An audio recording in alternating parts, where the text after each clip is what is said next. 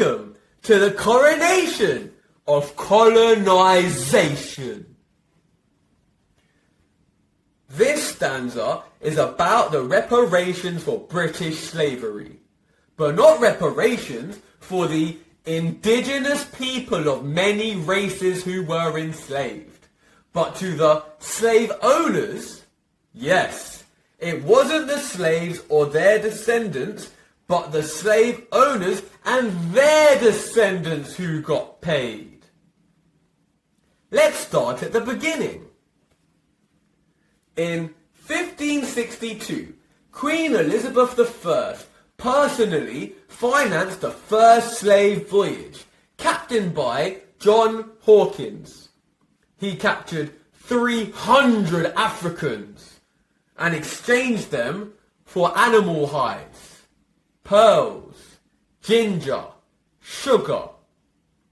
He returned to London a hero in 1563. Then all of the next 11 monarchs to reign the British throne personally financed slave voyages of their own. Prince Harry's Netflix documentary tracked the Crown's enslavement of people from 1562 until 1820. But unfortunately, that's just not reality. Britain abolished all forms of slavery by law in 1838. Enslavement still occurred in the colonies until 1833, Prince Harry, which is not 1838, but after 1820, freed slaves were expected to work for 6 to 12 years as apprentices, unpaid. Apprentices who just continued their work that they mastered how to do as slaves. This practice was made illegal in 1838. The British government borrowed the equivalent of 40% of its budget to pay reparations to slave owners. Slaves provided free labour, and freeing the slaves provided an even bigger bonus. £20 million was paid in 1833. 1833's 20 million, the equivalent of today's 20 billion. But this wasn't paid for by the Crown or the government. No. The British taxpayer funded this sum. And in 2015, the British taxpayer finished paying this sum back in full. Does this mean there are British taxpayers who are the descendants of slaves who have paid financial reparations to the descendants of slave owners who enslaved their actual ancestors? Yes, and without their knowledge of where their money was going. This is an atrocity! Between 1833 and 2015, there have been 7 monarchs, 67 successive British governments who just let this run. They were aware and just let it carry on.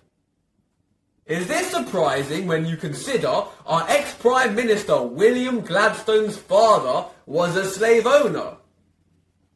And if slavery wasn't made illegal in 1833, apparently, do you think William Gladstone would have owned slaves as well?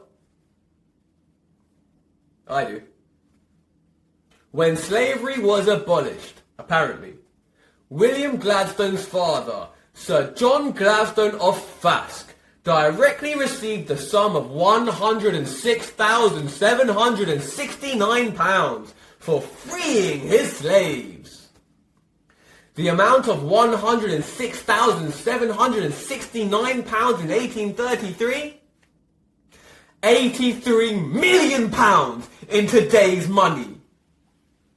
£83 million went to just one slave-owning family. Why is it that this moral travesty was allowed to occur? Why is it that slave owners receive reparations and not the slaves? Why is it that British taxpayers paid the reparations?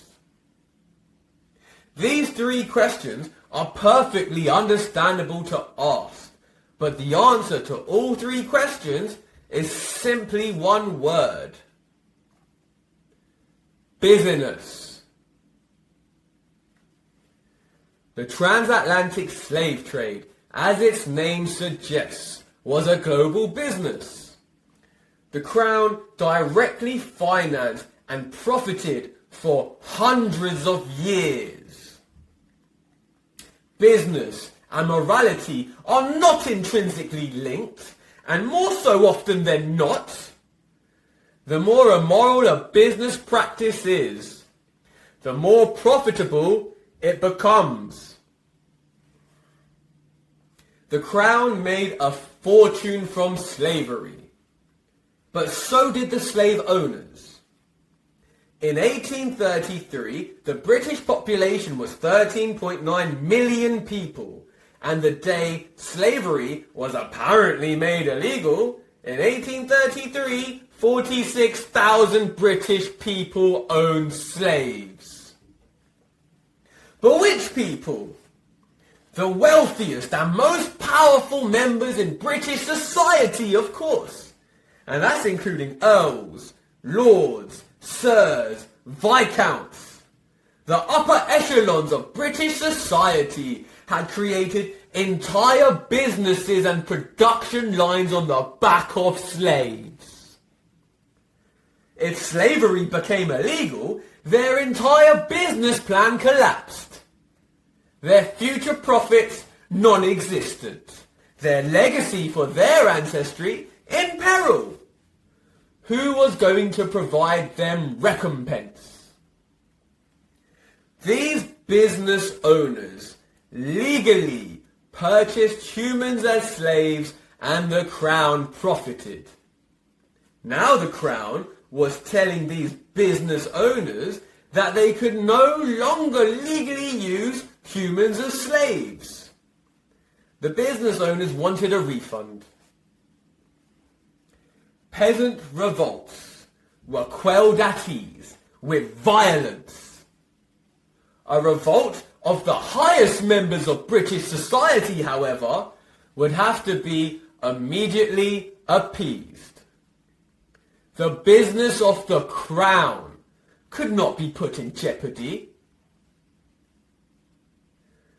The Crown entered into the transatlantic slave trade for profit. Why would they want to return the profit?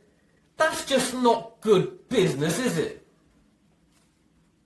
Why not have the government borrow the money and have the peasants pay it off for hundreds of years? Now that is good business. The ancestors of slave owners receive financial reparations from the descendants of slaves who were British taxpayers. So tell me, did slavery in Britain in reality only end in 2015?